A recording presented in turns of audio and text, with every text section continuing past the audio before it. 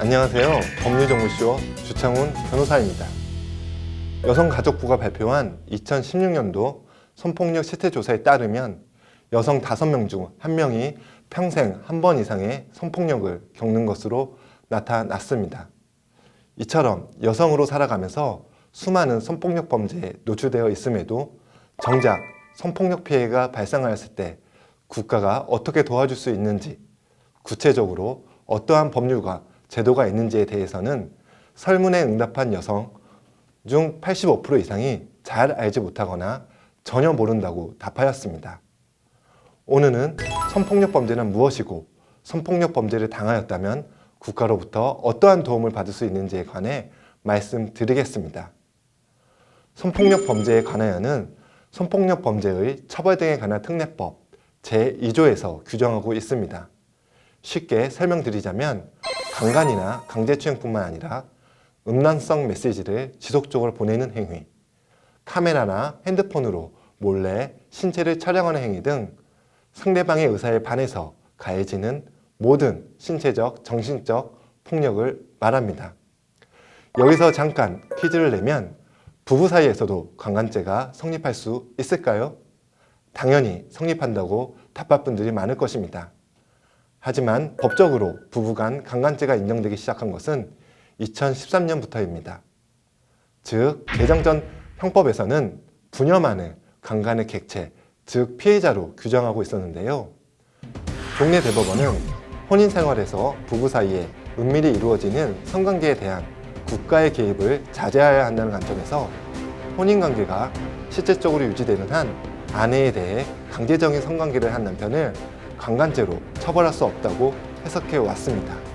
그러다 2013년 5월 16일 대법원은 전원합의체 판결을 통해 강간죄의 보호법익을 자유롭고 독립된 개인으로서 여성이 가지는 성적 자기결정권으로 보고 있으므로 형법 제297조가 정한 강간죄의 객체인 부녀에는 법률상 처가 포함되고 혼인관계가 파탄된 경우뿐만 아니라 실질적인 혼인관계가 유지되고 있는 경우에도 남편이 반항을 불가능해 하거나 현저히 곤란하게 할 정도의 폭행이나 협박을 가하여 아내를 간음한 경우에는 강간죄가 성립한다고 판결하여 부부 사이에서도 강간죄가 성립할 수 있음을 분명히 하였습니다.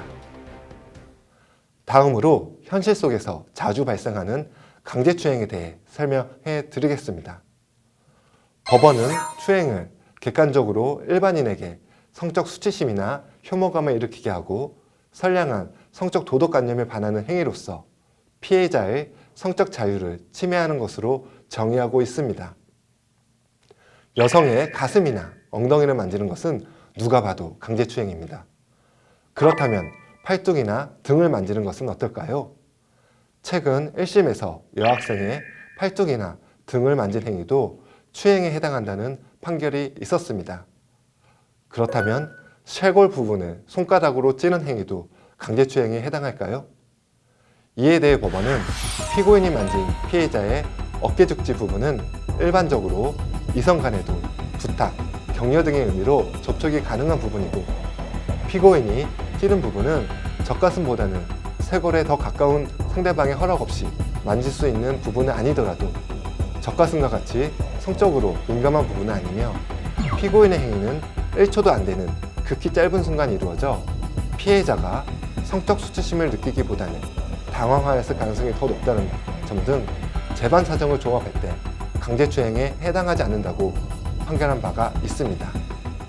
하지만 쇄골을 찔렀다고 해서 어떠한 경우에도 강제추행에 해당하지 않는다고 단정 지을 수는 없습니다. 왜냐하면 법원은 행위자와 피해자의 이전부터의 관계, 그 행위에 이르게 된 경위 등을 종합적으로 고려하여 추행 여부를 판단하기 때문에 똑같은 행위라도 누구는 강제추행이 될 수 있고 누구는 단순한 장난이 될 수도 있습니다.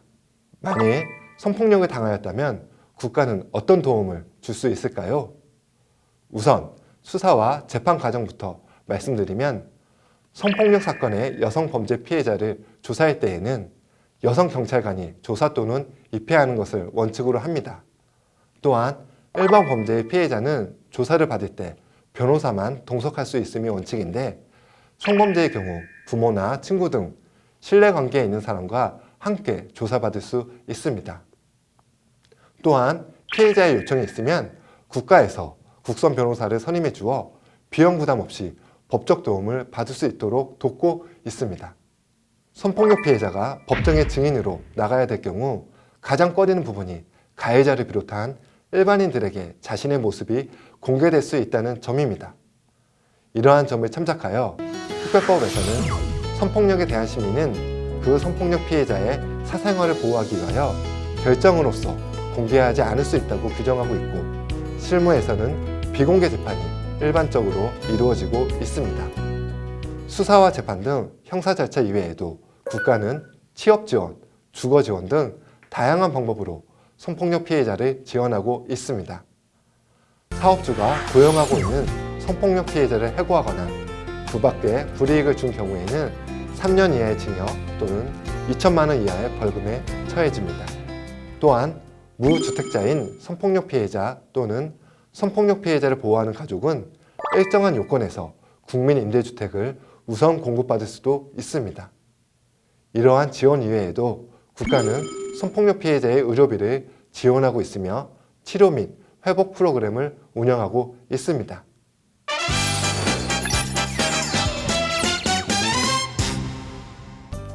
이번 주제 성폭력과 피해 지원에 관한 키포인트는 현재 성폭력 피해자를 지원하기 위한 다양한 제도가 실행 중에 있는데요. 그중 피해자 변호사 제도는 국가에서 성폭력 피해자의 법률 대리인을 선임해 주는 것으로 성폭력 피해자는 사건 초기부터 무상으로 법률 전문가의 도움을 받을 수 있습니다. 나아가 국가에서는 성폭력 피해자의 의료비뿐 아니라 주거 지원 등 피해 회복을 위한 다양한 제도를 운영하고 있습니다.